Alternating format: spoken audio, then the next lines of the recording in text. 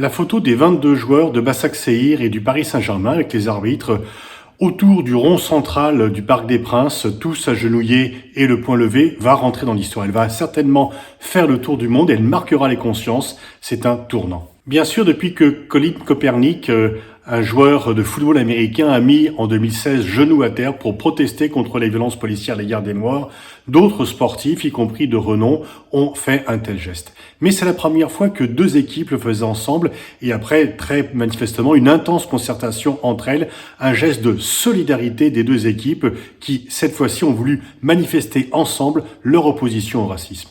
La solidarité entre les joueurs des deux clubs avait été manifeste dès la veille, parce que c'est ensemble que les joueurs de Başakşehir et du Paris Saint-Germain ont décidé de ne pas reprendre la partie, après que le quatrième arbitre ait désigné de façon raciste un entraîneur adjoint du club stambouliote. Les joueurs du Paris Saint-Germain auraient pu se dire on va attendre et finalement si les joueurs d'Istanbul ne reviennent pas sur le terrain, on aura gagné par forfait, ça aurait été la facilité. Non, c'est ensemble, ils ont décidé ensemble, ils se sont concertés et alors que l'on dit très souvent que les footballeurs ne sont pas solidaires, qu'ils n'ont pas de conscience politique, eh bien ensemble ils ont manifesté contre le racisme, ils ont pris une décision collective à laquelle ils se sont tenus, obligeant finalement l'UEFA à prendre position et à accepter que le match soit rejoué. On peut dire aussi que l'encadrement des deux clubs a tenu et s'est montré solidaire de ces joueurs. Les joueurs, quelque part, ont pris le pouvoir dans la lutte contre le racisme. Des insultes racistes dans un stade, il y en a malheureusement de façon fréquente et jusqu'ici, les joueurs qui ont été victimes protestaient, parfois ils étaient même avertis par l'arbitre ou du moins s'ils quittaient le terrain, ils le faisaient de façon solitaire. Là, tous les joueurs ont été concernés, quel que soit le club auquel ils appartenaient, quelle que soit la couleur de leur peau et quelle que soit leur nationalité. Et donc, c'est vraiment un marqueur très fort qui a été fait et l'UEFA devra en tenir compte. Je ne dirais pas que cette photo aura la même force symbolique que celle de John Carlos et Tony Smith levant le poing à Mexico, qui est vraiment la photo historique, mais elle va certainement rester dans les mémoires. Il y a parfois des tournants, des ruptures qui existent, on ne sait pas trop pourquoi ils arrivent à ce moment-là, pourquoi pas avant, pourquoi pas après. Des cris racistes, des insultes racistes dans les stades, il y en a eu beaucoup, y compris d'ailleurs parfois de la part des arbitres. Je me rappelle de cet arbitre lors d'un match Brest-Auxerre qui avait dit à un joueur « dégage l'arabe » et après on était venu expliquer qu'il n'était pas raciste parce qu'il partait en vacances au Maroc, l'excuse habituelle.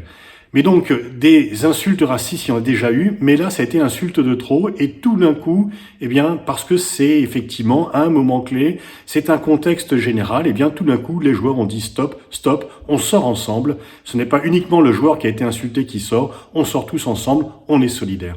Et donc, c'est effectivement, je pense qu'il y aura un avant et un après dans la lutte contre le racisme dans le sport, après ce match du Paris Saint-Germain contre Başakşehir. Et donc, quelque part, ces deux clubs sont rentrés dans l'histoire. Alors il y a deux types de récupération qu'il faut combattre. La première, c'est ceux qui vont dire que le football, le sport est gangréné par le racisme. Non, il y a du racisme dans le sport, il y a des spectateurs racistes qui arrivent au stade, mais le sport est plutôt un vecteur de lutte contre le racisme. Et d'ailleurs, le milieu sportif prend des dispositions pour lutter contre le racisme qui sont bien plus efficaces que de nombreuses autres institutions. Soyons clairs, s'il n'y avait pas de football, il n'y aurait pas moins de racisme, il y aurait plus de racisme. Donc il faut combattre le racisme dans le football et dans le sport, mais le football en lui-même est une source de lutte contre le racisme. Et puis il faut aussi combattre la récupération à laquelle Erdogan a voulu se livrer, mais en fait les faits se retournent contre lui.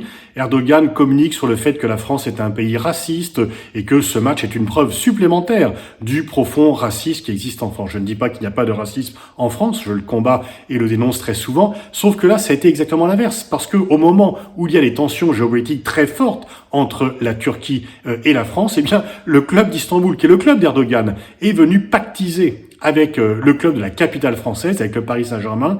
Et c'est donc ensemble que les joueurs de ces deux clubs sont venus dépasser à la fois les tensions géopolitiques et les insultes racistes et ont voulu, au contraire, ont fait preuve d'unité et de solidarité. Et donc, quelque part, la polémique et la propagande d'Erdogan, dans ce cas-là, tombent à plat. Pour ceux qui méprisent le sport et les sportifs, les footballeurs ne s'expriment jamais, n'ont pas le droit de le faire et ne pensent que même là, les footballeurs ont prouvé l'inverse. Et ce n'est pas la première fois. Par exemple, l'Union nationale nationale des footballeurs professionnels a un programme Positive Football qui accompagne les joueurs dans leur démarche caritative et sociétale. Et donc on voit que de plus en plus, grâce aux réseaux sociaux, grâce à leur poids dans la société, les footballeurs sont aussi des citoyens et ils s'expriment non seulement sur les actions caritatives, ce qui est déjà ancien, mais également sur des sujets sociétaux, des sujets qui peuvent être clivants, mais sur lesquels ils veulent s'exprimer comme citoyens. On en est à début. Je pense que de plus en plus, les sportifs qui ont un impact très fort auprès des citoyens de la jeunesse, eh bien, vont utiliser leur notoriété, vont utiliser l'aura qu'ils peuvent avoir pour aller vers des causes positives et on ne peut que s'en féliciter.